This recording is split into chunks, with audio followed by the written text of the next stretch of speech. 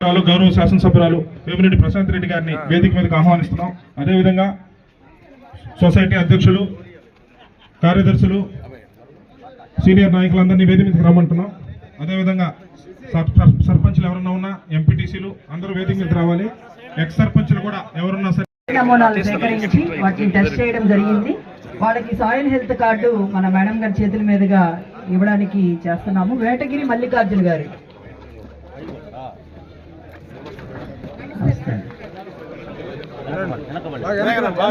పెనుబాక మధుసూదన్ రెడ్డి గారు,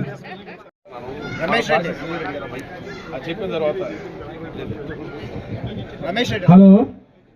చాలా సంవత్సరాల దశాబ్దాల నుంచి రైతులు చాలా బాధలు పడుతున్నాము. ఎందుకంటే ఎక్కువగా ఈ సమాజంలో కష్టపడే వాళ్ళు రైతులు. వాళ్ళకి ఆర్థిక ఫలితాలు వచ్చినప్పుడు అందరి మీద తక్కువ వచ్చేది కూడా రైతులకి. ఎన్నో దశాబ్దాలు మారిపోయినాయి, ఎంతోమంది ప్రజాప్రతినిధులు మారిపోయారు. అయినా కూడా రైతులు ఆ గ్రోత్ అనేది కనపడలేదు. నేను చాలా విషయాలు మాట్లాడాలని వచ్చాయడ. ఎందుకంటే మేడం చాలా మంచివారు. సమస్యలు తెలియజేస్తే తప్పకుండా వాళ్ళకి పరిష్కారం చేసి రైతుల కళ్ళల్లో ఆనందాన్ని చూడాలనుకునే మేడం అవి. అందువల్ల నేను అవన్నీ అనుకొని వచ్చాను. ఇప్పుడు ఒక మాట మన పాసి శ్రీరెడ్డి గారు చెప్పారు.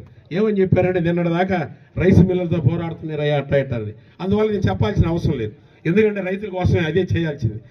ఎక్కువగా రైతులు దోసేది ఎవరంటే రైస్ మిల్లర్స్. వాళ్ళు ఏంటంటే భయం లేకుండా ఉంటారు, అట్లా జరిగిపోతుంటుంది. వాళ్ళందరితో పోయి మాట్లాడి మేడం గారు రైతులకి మంచి మేలు చేయండి అని చెప్పిందంట. ఆమెకి ప్రత్యేక కృతజ్ఞతలు. ఇంకో సంగతి ఏంటంటే, ఈ ఫ్లోలో నేను మామూలుగా మాట్లాడేశాను.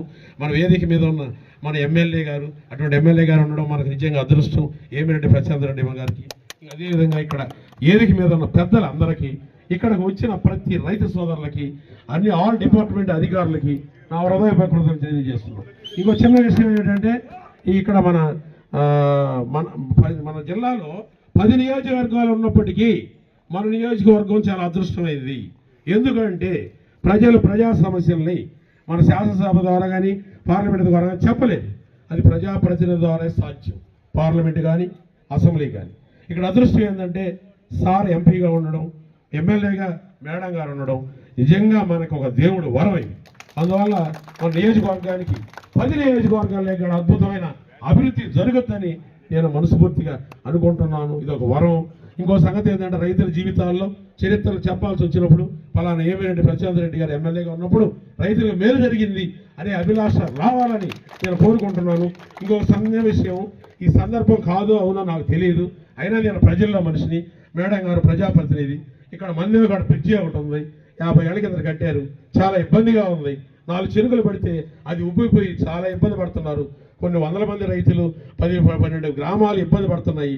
నా చిన్న కోరిక ఏంటంటే, అది పూర్తయ్యి మన మేడం చేతులు ఉండనే అది ఓపెన్ కావాలని, ఆ చరిత్ర సువర్ణాక్షరాలతో నిలబడిపోవాలని నేను కోరుకుంటున్నాను. ఇంతసేపు ఇంతమంది పెద్దలు కనీసం చిన్న సౌండ్ చేయకుండా ఇన్నందుకు మీ అందరికీ అభినందనలు, కృతజ్ఞతలు. Thank you madam. స్టార్ట్ చేస్తున్నాం మల్దేవ్ బ్రిడ్జ్. అది తొందరగానే కంప్లీట్ చేస్తాం. మీ కోరిక తప్పకుండా నెరవేరుస్తాం కూడా.